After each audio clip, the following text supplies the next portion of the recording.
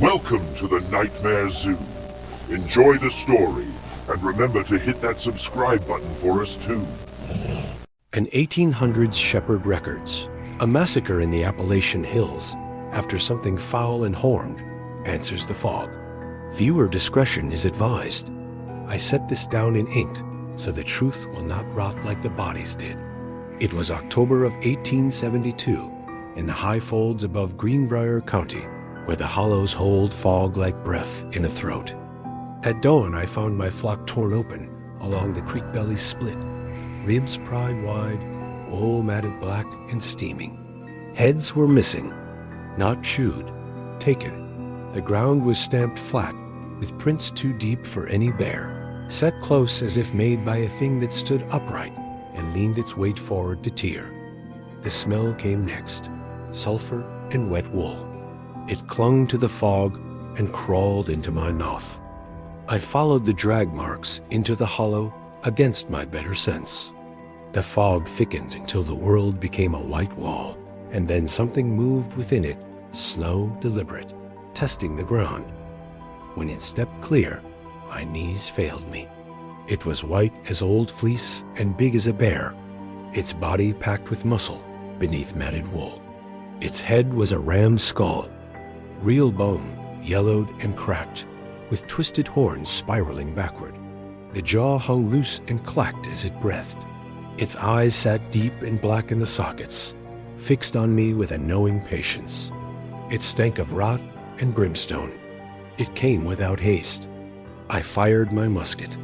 The ball struck bone and sparked, doing nothing but draw its attention sharper. It hit me like a landslide, knocking the air from my chest. One hand thick, knuckled, ending in blunt nails closed around my leg. The squeeze shattered my shin. I felt the bone go like green wood.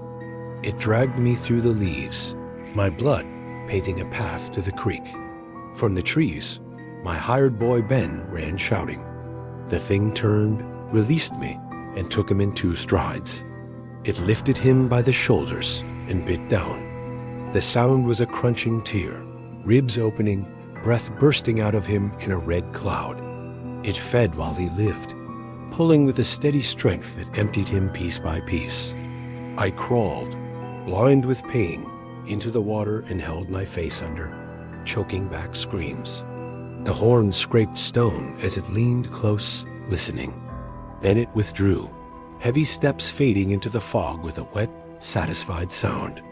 The men who came later wrote wolves and bear and burned the carcasses. The hollow was avoided. My flock was gone. Ben was listed as missing. I know what stood there, and I know it waits where the fog smells wrong. A winter search party answers a cry in the snow and discovers something wearing the forest's dead. We went in after a missing snowmobiler near Superior National Forest, just before a hard freeze sealed the trails. 4 of us on snowshoes, radios crackling, breath fogging thick enough to taste. The call that drew us off route sounded like a deer in distress, ragged, hoarse, close enough to matter. It repeated every few minutes, always just far enough ahead. The woods felt stripped bare, no birds, no wind. Just our steps and that cry, scraping the nerves raw. When we found the first blood, it wasn't sprayed, it was placed. Long smears on tree trunks at chest height, fingers dragged through it in deliberate lines. Evan reached the clearing first. He stopped so suddenly, I walked into him. Hanging from a low branch was the snowmobiler's jacket, frozen stiff, sleeves twisted like arms mid-struggle. Beneath it, tracks circled deep impressions where something heavy had stood and waited. The screaming stopped. It stepped out between the trees without sound. Tall, starved-looking. Its head was a deer skull reel, yellowed bone jammed down over a stretched, corded neck. One antler was snapped halfway off, the break dark with old blood. The jaw hung loose, clacking softly as it breathed. When it moved, sinew slid under skin like ropes pulled too tight. Evan ran. It didn't chase. It angled. It caught him in 3 strides, hooking him around the waist and lifting. I heard his spine pop as it bent him backward over one knee. The skull tilted, listening, and it tore into his abdomen with hands that ended in split, blackened nails. No rush, no noise beyond the tearing. We fired flares. It ignored the light, flinched only when sparks hit bone. It rushed Lisa next, drove her into a tree hard enough to shake snow loose, then crushed her throat against the trunk until the gurgling stopped. The sound carried far. Too far. I dropped flat in the snow, pressed my face down, bit my glove to stay quiet. It passed so close I smelled rot and cold iron. The broken antler scraped bark as it leaned, listening for breath. When dawn came, it was gone. They said exposure. Animal scavenging. Search suspended due to weather. The clearing was never marked on the map again. I still hear that deer sometimes in winter. I know better now. Nothing that screams like that wants help. We hope you enjoyed the story. Remember to like and subscribe today. A late-night delivery through backcountry roads turns into a coordinated hunt by something that walks like it knows you. We were hauling equipment through Manistee National Forest, taking the service roads to avoid highway closures. 4 of us in one truck, coffee going cold, radio low. It was after midnight when the engine warning light flashed and the truck lost power like something had cut fuel on purpose. While Jake popped the hood, I noticed the woods had gone quiet, no insects, no wind. Then the smell hit me.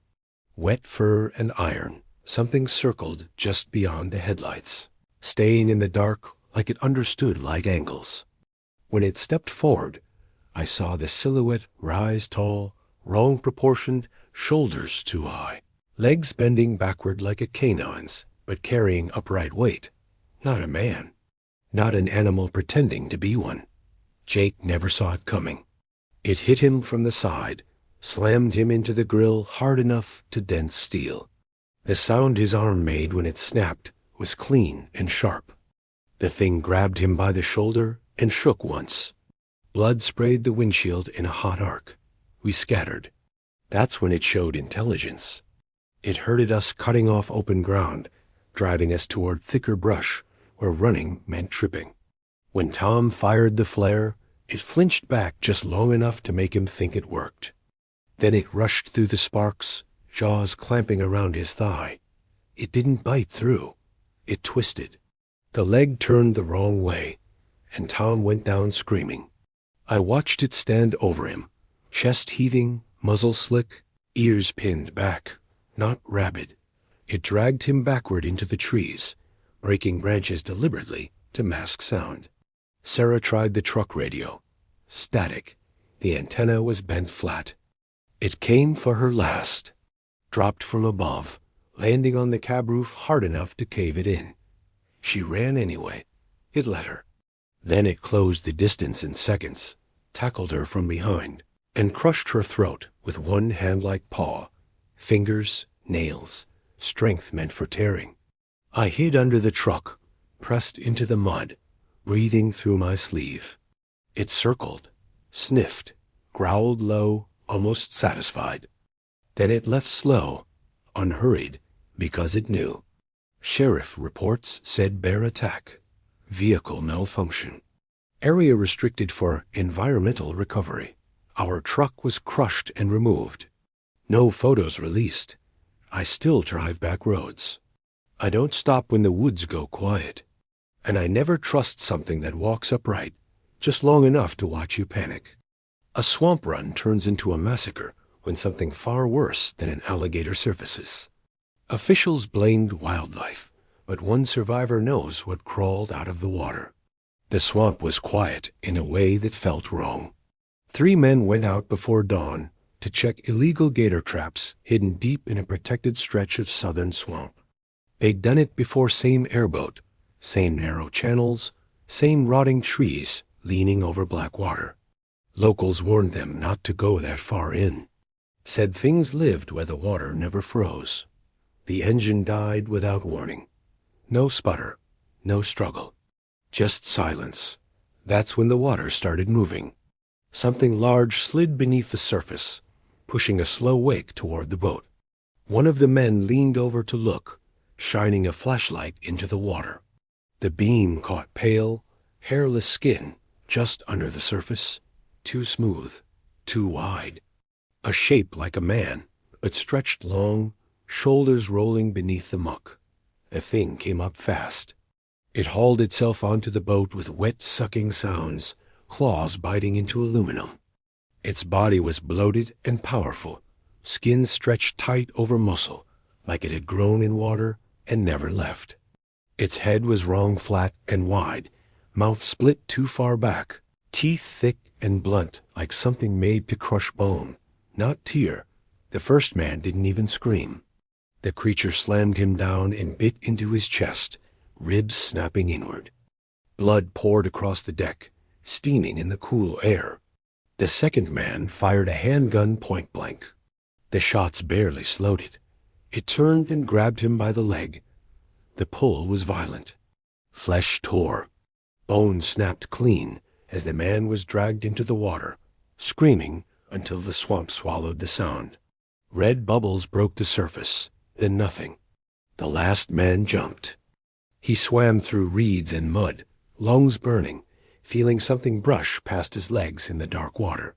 He crawled onto land and ran until his feet bled. When authorities found the boat, it was drifting in circles. Blood everywhere. No bodies. The report said, alligator attack. But alligators don't climb into boats.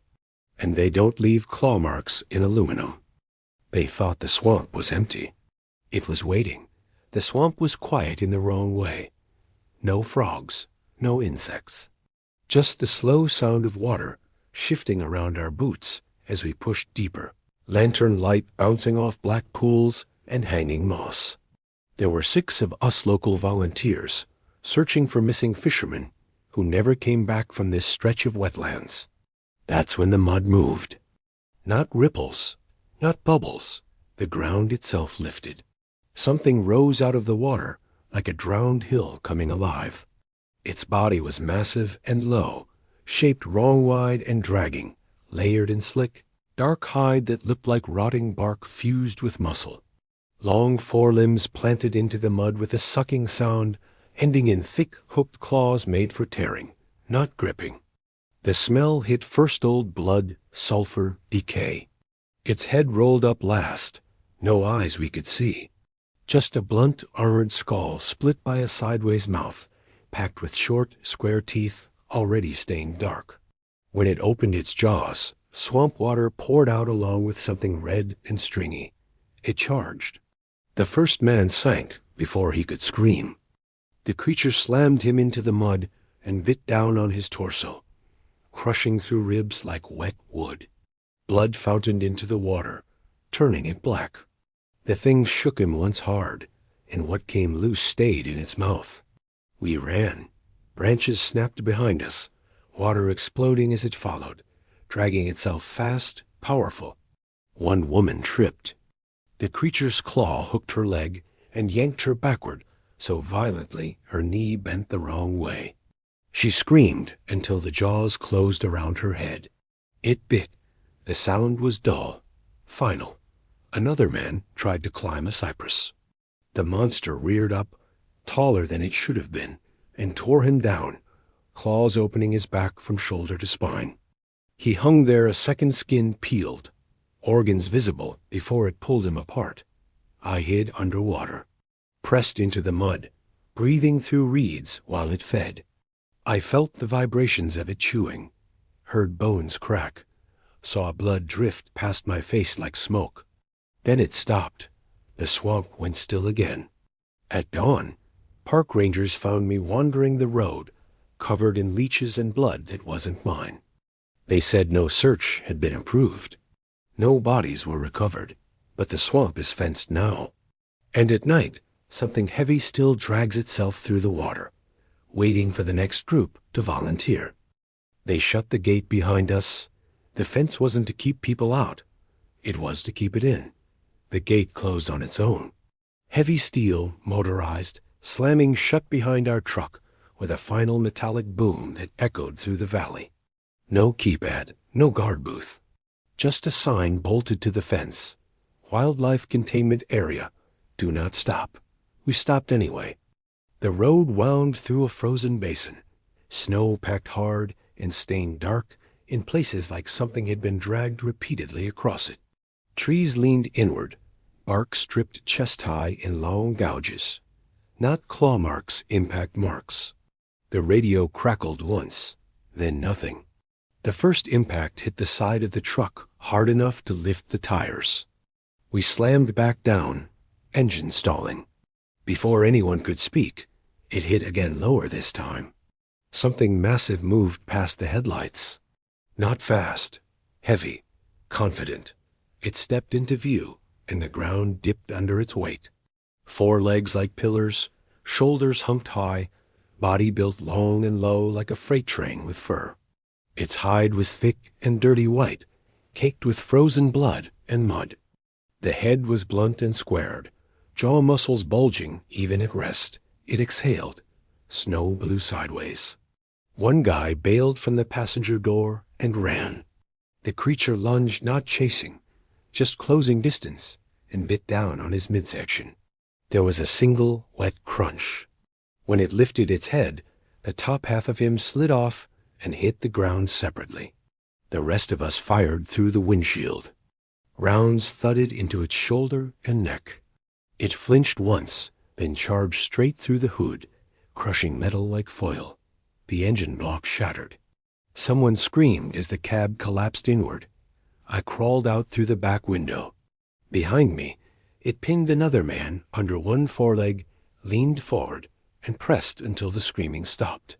Bones snapped like ice breaking under boots. It didn't roar. It didn't rush. It worked methodically, moving body to body, ensuring nothing followed. I ran toward the fence. Floodlights snapped on overhead. Sirens wailed. The creature stopped immediately, backing away into the trees as armored vehicles rolled in. Men with rifles surrounded me. One looked past me at the wreckage and said, "Gate malfunctioned." Log it? They cut me loose hours later. No reports, no names. Just a warning before I left. If you ever hear that gate, close again, run. The warning signs weren't subtle. Red markers on trees. Steel placards bolted into rock. Restricted wildlife zone. No explanation. No fines listed. Just a radio frequency printed underneath. We assumed it was leftover Cold War junk. We were wrong. We crossed the line just before dusk while tracking elk sign. The forest changed almost immediately, trees wider. Undergrowth crushed flat in long lanes, like something heavy had been moving through regularly. No birds, no insects. The silence felt enforced. The first kill happened without noise. 1 second, Mark was behind me. The next, he was gone. Not dragged, removed. We found him 30 yards away. What was left of him? His torso had been crushed inward, ribs folded like snapped twigs. His legs were untouched, just connected, no tearing, no chewing. Like he'd been stepped on by something that weighed a few thousand pounds. That's when the ground started shaking. It came out of the trees low, and fast, not upright, never upright. 4 legs, massive shoulders, thick neck fused straight into the skull, like a bison crossed with a bear. Its hide was coarse and dark, scarred and ridged, patches missing where old wounds had healed wrong. The head was wrong, too wide. Jaw built for crushing, not tearing. When it opened its mouth, I heard bone crack inside its own throat pressure, not hunger. It hit the second man sideways. Just rammed him. The impact folded him around a tree. His spine snapped audibly, blood misting the bark. The creature didn't stop. It kept moving, momentum carrying it straight through him, leaving the body hanging wrong. We fired. Bullets thudded into muscle and hide. It flinched once, then charged. I watched it pin a man to the ground with one foreleg and press. Slowly, deliberately. His chest caved in, blood pouring from his mouth, until there was nothing left to pour. It wasn't feeding. It was clearing. I dove into a ravine and stayed submerged in freezing runoff while it moved above me, heavy breaths fogging the air. It circled, waited, then helicopters thundered overhead. The creature retreated, not panicked, just finished. They pulled me out at dawn. Men in unmarked uniforms. No questions, no comfort. One of them looked at the clearing and said, "Still smaller than the last one." The storm erased the road behind us in minutes. Snow came down sideways, thick enough to choke headlights. We pulled off near an abandoned highway rest stop, thinking we'd wait it out. Bad choice. The wind screamed through broken windows, and the cold crept into our bones fast. That's when we saw movement in the snow. At first, it looked like a drift shifting. Then it stood up. It was white, not clean white matted, clotted, soaked dark around the mouth and chest. The fur hung in thick ropes stiff with frozen blood. It walked on two legs, long and wrong, shoulders rolling like it was dragging weight that didn't bother it at all. Someone whispered, "Is that a bear?" The thing answered by charging. It hit the glass doors hard enough to explode them inward. Shards sprayed across the floor. One guy went down screaming, his face shredded open before he could even crawl. The werewolf's claws raked his skull like it was soft fruit, snapping his jaw sideways. Another tried to run for the bathroom. The creature grabbed him by the back of the jacket, lifted him one-handed, and bit straight through his neck. Blood pumped out in thick bursts, painting the tile red as the body twitched and went limp. It didn't stop. It threw him into the wall hard enough to leave a wet outline. The rest of us fired blindly, guns shaking, shots echoing uselessly. Bullets punched into its chest, ripping fur and flesh. It barely slowed. It looked down at the wounds like they annoyed it. Then it charged again. I saw it tear a man in half, spine cracking like ice under boots. I slipped in blood, crawled under a vending machine as the thing dragged bodies across the floor, jaws working, bones popping loud over the storm. It sniffed. Its breath steamed inches from my face. Then headlights cut through the window's snowplow lights. The werewolf turned, crouched, and leapt back into the storm, vanishing like it had never been there. They found me at dawn. 6 bodies, no tracks leading away. Just blood frozen into the snow and deep claw marks carved into concrete. If you see something white moving in a blizzard, don't stop. An overnight Army Ranger training exercise turns into a bloodbath when something infiltrates the unit. One survives. The exercise was supposed to test discipline. No radios after midnight. No lights, no outside support. Just 8 Army Rangers moving through Appalachian forest for a final navigation run before dawn. At 1:33 a.m., we heard one of our own call out, "Hey, hold up." It was Martinez's voice. He was supposed to be on point. He was also supposed to be 50 yards ahead. The voice came from behind us. Before anyone could react, Martinez screamed high and short, then cut off like a switch flipped. We turned just in time to see him fly out of the trees, hit the ground hard, and slide to our feet. His chest was torn open, ribs bent outward like broken shutters. Whatever hit him had clawed straight through his spine. That's when it stepped into the clearing. It wore Martinez's shape almost. Same height, same gear, same face. But the skin didn't fit right. It hung loose and wet, stretching and tightening as it moved. Its joints bent wrong. Its eyes were flat and dead, mouth working slowly, like it was learning how to use it. The skinwalker. It dropped the disguise in a heartbeat. The body collapsed inward, bones cracking as it expanded into something broader and heavier. Arms lengthened, fingers splitting into talons. Its face peeled back, jaw opening too far, teeth thick and blunt, meant for crushing. It charged. One ranger fired point blank. The rounds punched into it, slowing it just long enough for the skinwalker to grab him by the helmet and twist. His neck snapped with a wet pop. Another tried to flank. The creature lunged sideways and impaled him on a broken tree limb, lifting him until his boots kicked uselessly.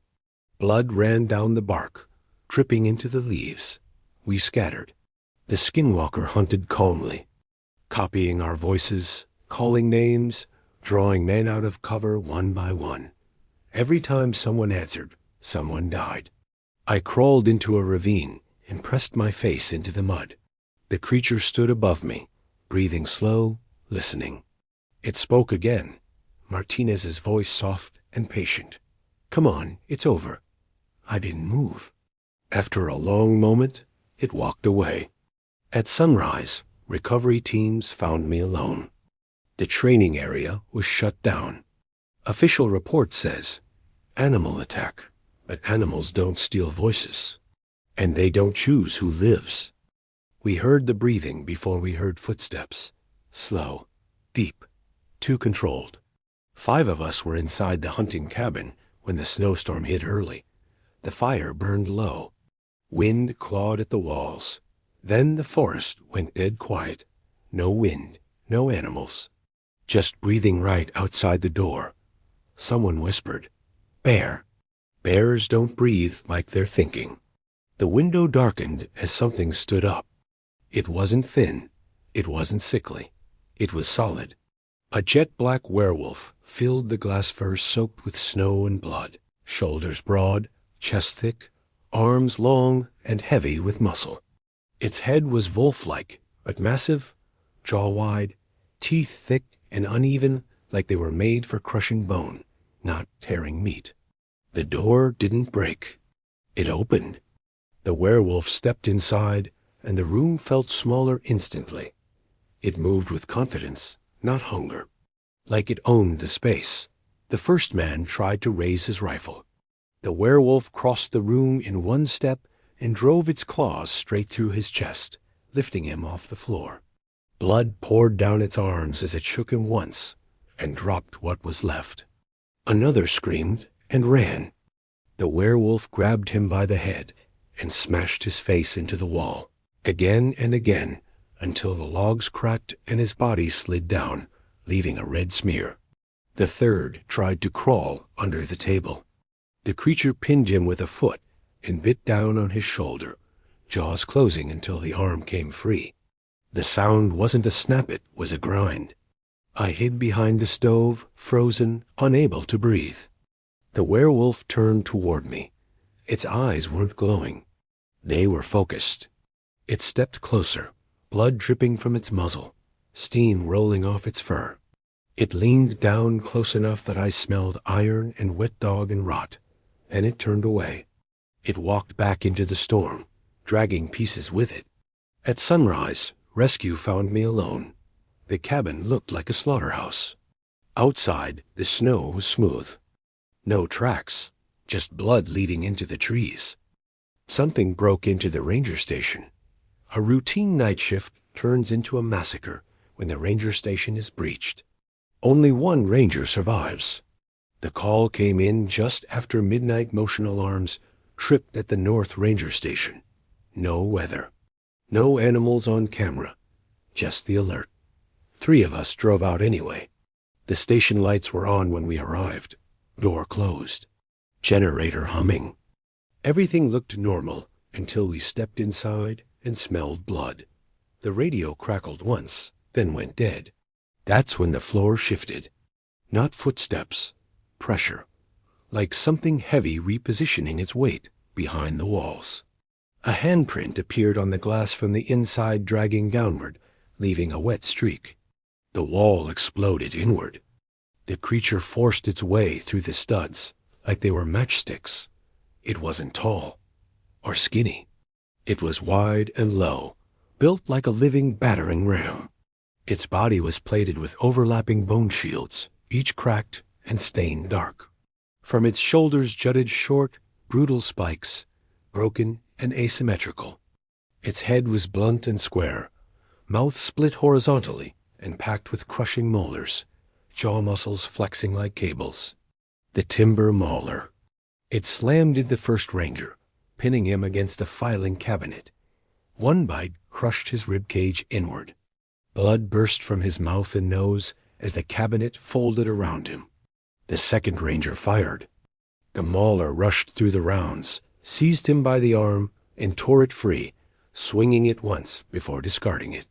The ranger collapsed, screaming until the creature stomped his head flat against the floor. I ran for the back room. The mauler caught me, driving me through a table. Its breath stank of iron and rot. One claw punched through the floor beside my face, splintering wood. Then sirens. Distant, faint, the creature paused. It looked at me, really looked, and leaned close enough that its teeth scraped the floor. Then it backed away, smashed through the opposite wall, and vanished into the trees. Rescue found me bleeding, hiding in a supply closet. The station was condemned. They said a bear did it. But bears don't punch through walls, and they don't leave bite marks shaped like machinery. Viewer discretion is strongly advised. The park was closed? Too late. A state park ranger responds to a routine after-hours alert. What followed left trees decorated with bodies and only one survivor to tell it. The call came in at 11:42 p.m. Motion alarms tripped deep in the closed section of the park. No trails, no campsites, just frozen forest and ranger-only access roads. We'd dealt with poachers before. This felt routine. 4 of us rolled in under moonlight, snow crunching under our boots. Then the radios died. No static, just silence. We found the first body hanging from a pine tree, impaled through the ribs on a snapped branch, lifted 10 feet off the ground like a warning sign. Blood had frozen in long red icicles down his legs. His mouth was still open. Something howled. It came from behind us, low, wet groan. The werewolf stepped into the clearing. It wasn't cinematic. No glowing eyes, no magic. Just a wall of muscle and fur, shoulders hunched, jaws too wide, teeth cracked and yellow like they'd been gnawed on stone. Its breath steamed as it smiled. It moved. One ranger fired. The thing caught him mid-shot, slammed him into a tree hard enough to split bark, and drove him backward onto a broken limb. The branch burst through his chest. Blood sprayed the snow like paint. Another tried to run. The werewolf tackled him, dragged him screaming across the ground, then bit down on his thigh and ripped. Bone snapped. The leg came off at the hip. The screaming stopped when the creature crushed his throat under one claw. I slipped into the brush, watching. It didn't kill fast. It hung them bodies spiked on branches, arms torn loose and wedged into trees, entrails looped over limbs like decorations. The snow turned black and red beneath it. Then it sniffed. It walked straight toward me. I pressed into the ground, face buried in blood and pine needles, barely breathing. Its claw stepped inches from my head. Warm blood dripped onto my neck.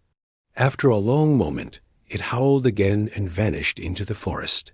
Search teams found me at dawn. They ruled it an animal attack.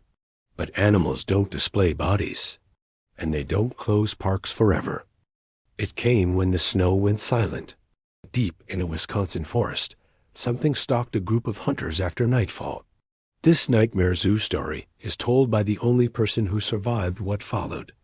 The snow stopped falling all at once. No wind, no movement, no sound. That's when we knew something was wrong. We were hunting in northern Wisconsin, miles from the nearest road.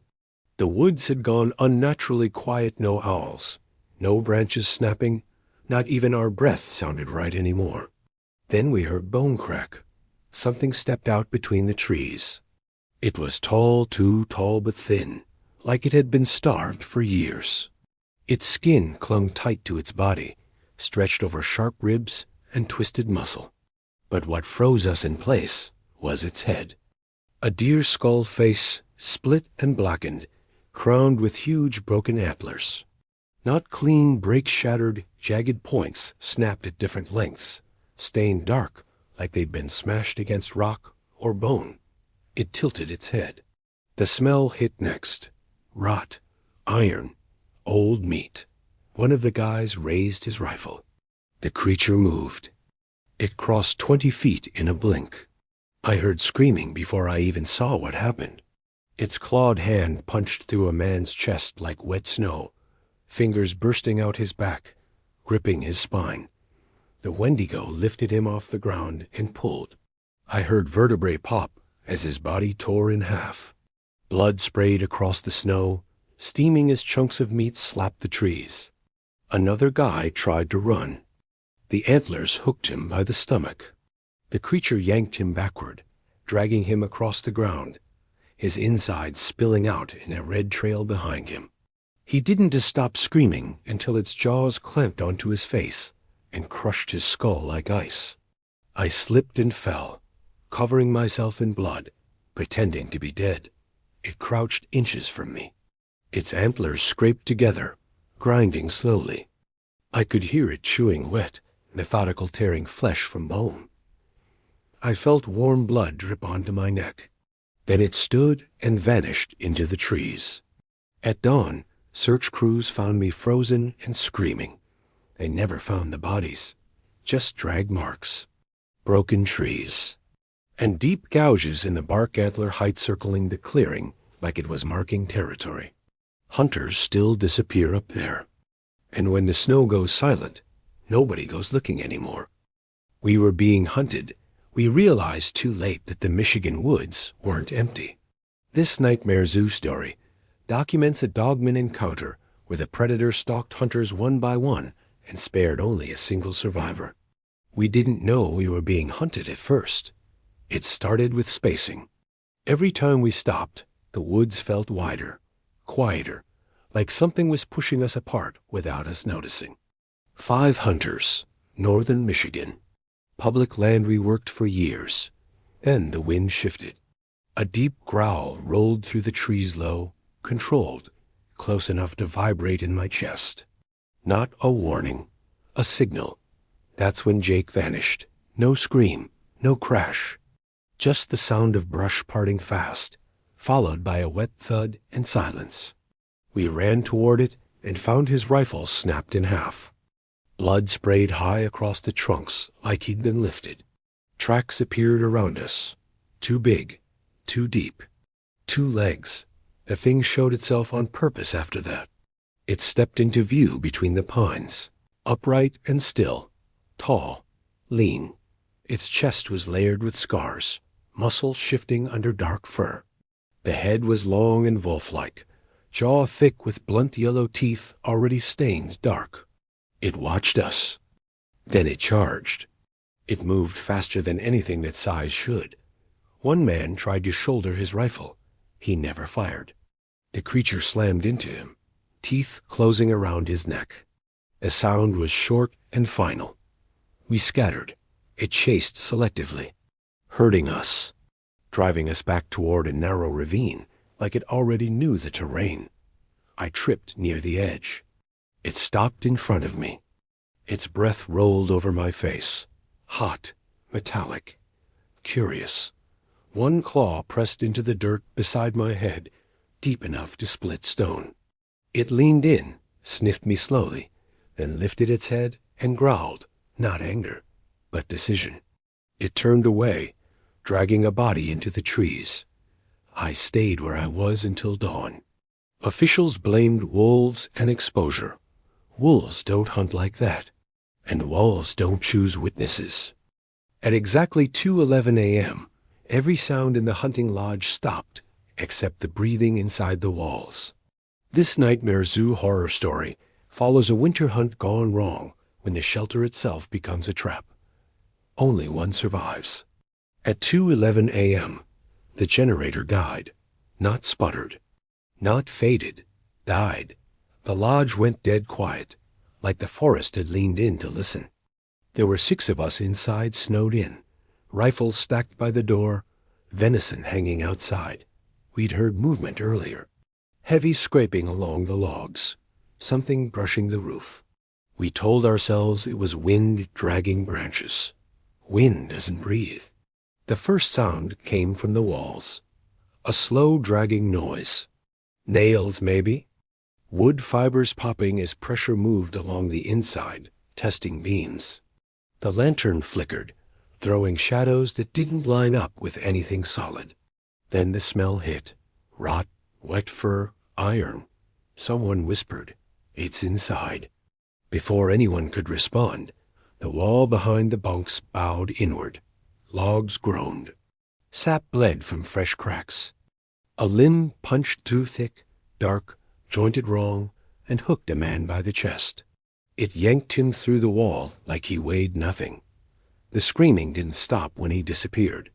It just got muffled, then wet. The front door exploded inward. Whatever came through had to crouch, shoulders scraping the frame. It moved fast for something that big. One swing of its arm snapped a rifle in half. Another sent a man into the table hard enough to fold him backward. Bones don't bend like that. I ran for the back room as it fed. That's the only word for it fed. Crunching, slurping, short, satisfied breaths. The floor shook as it moved again. Claws dug into wood, leaving gouges deep enough to bury fingers in. I locked myself in the pantry. Through the door, I heard it sniff. Slow, curious, like it was deciding whether I was worth the effort. Something scraped across the door. Not striking, writing. Long lines carving into the wood. Then silence. Hours passed. I didn't move until daylight burned through the frost on the window. The lodge was wrecked. Blood everywhere. Drag marks leading into the trees. 5 people gone. The investigators said bears can break into cabins. Bears don't shut doors behind them. And bears don't come back at 2:11 every year. We heard it outside. Then inside, we heard footsteps circling the tent. Then the zipper started moving.